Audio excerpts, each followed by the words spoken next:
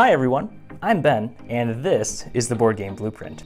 This week, we're going to follow up on last week's graphic design iconography lesson video with, well, a little bit of a deeper dive into just that, regarding components and things of that nature, printed sorts of things. For instance, this magic card, we'll go a little bit into the iconography from there, as well as how things can look on player boards, reference cards, and even just game boards as a whole. So hopefully this video will be even shorter, more cut, streamlined, but we'll see what we can do because it's always an adventure here.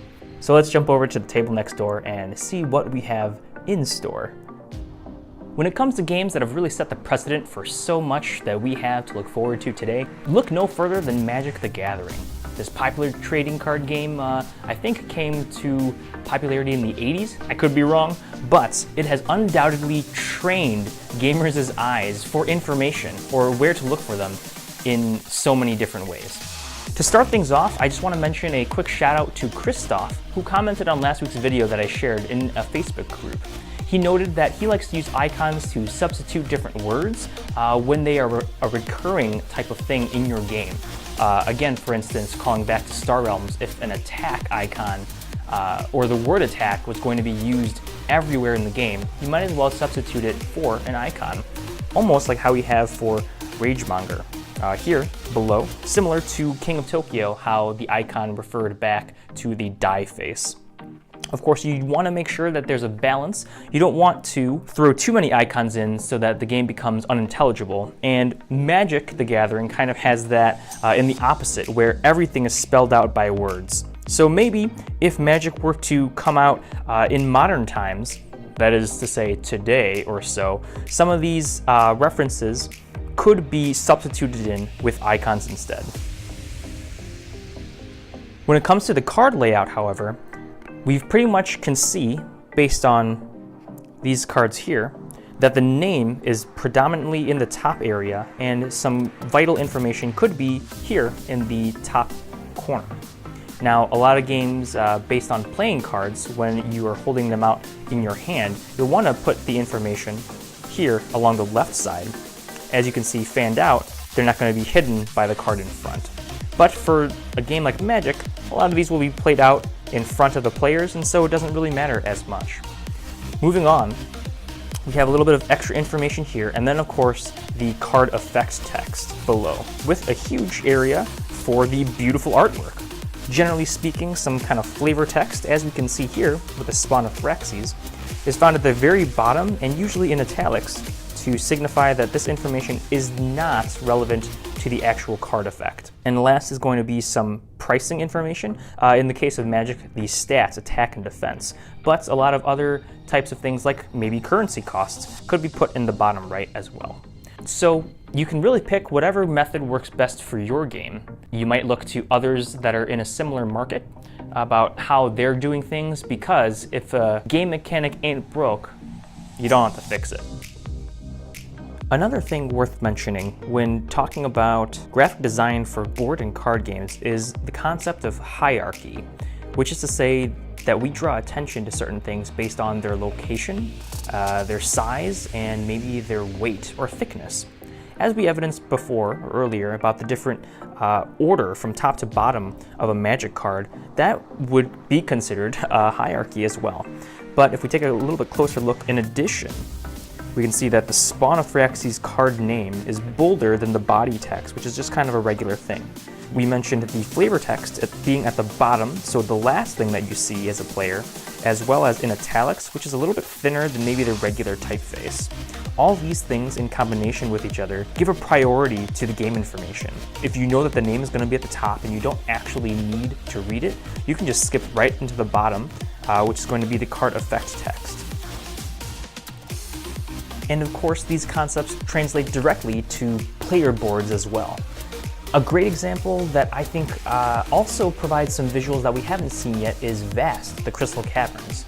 In it, each player has an asymmetric board that details how they play, because each role is totally different in the actions they can perform and their end goals.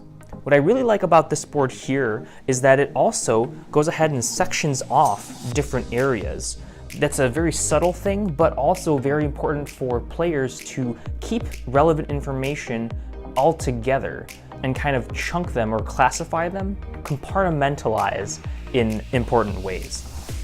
So just as we've seen with other games like King of Tokyo, we have different icons that can be used for different actions, and in this particular case, Vast takes it a step further by also offering different combinations as well. For the dragon specifically, these icons are on different cards that they can draw on their turns.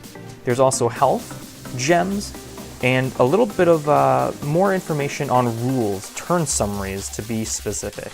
So all of these work in combination, in conjunction with each other to hopefully give the players all the information that they need so that they can play the best game that they can. The Vast boards in particular throw the flavor text up top to thematicize, to throw the players into the theme right away and give them a basic understanding of what it is that they're trying to do. So that's another approach that you can try if you like. Please note a couple of the bold texts, callouts on this board that help to draw attention in what is otherwise sort of a small wall of text. And when you look at something a little bit larger, like the game board of Scythe, there's a lot of information that's being conveyed.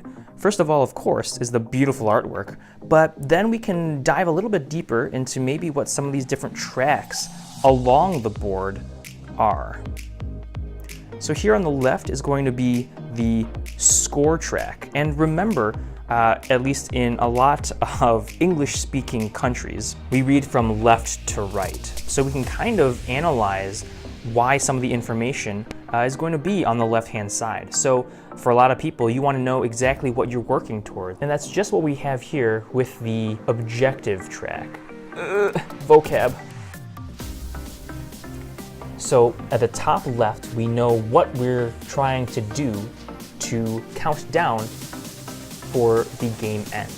And then along the left is going to be how we score points based on our popularity. At the end of the game, wherever your token lies on the track will determine how many points you get for each of these scoring objectives. Then we have the different card placements. And looking at the board itself, at the very top of each hexagon is some kind of delineation. For most of them is going to be the type of resource that these areas produce. But we also have other indications like this as a tunnel that you can jump between during the game, as well as lakes, which are areas that are generally off limits, and the factory, which has an icon that lets you know it counts for 3 territories instead of just a normal one.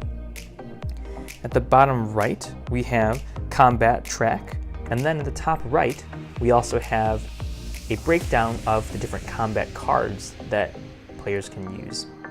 Let's also consider the general size of these tracks that also give import to each of them.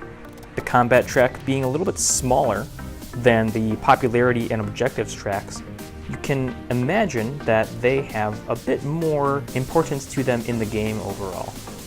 Whether or not there was a kind of psychological reason for the different placements of these tracks around the board, or if it's just how it ended up working out, I can't say for sure. But I am positive that a lot of those considerations were thought about when laying out the final board. And this is just the tip of the iceberg when it comes to hierarchy in games. I hope the examples that I showed you, both small cards, medium player boards, and of course the large game boards, has given you a lot of things to consider when you're working on your next design. If there's anything that I missed, which I know I have, please leave them in the comments below so that we can discuss a little bit more and agree, disagree, have a civil conversation on those things. If you like this video, please give it a thumbs up and subscribe to the channel so that you can stay up to date on future content like this. As always, I'm Ben. This has been another episode of the Board Game Blueprint, and together, let's build something great.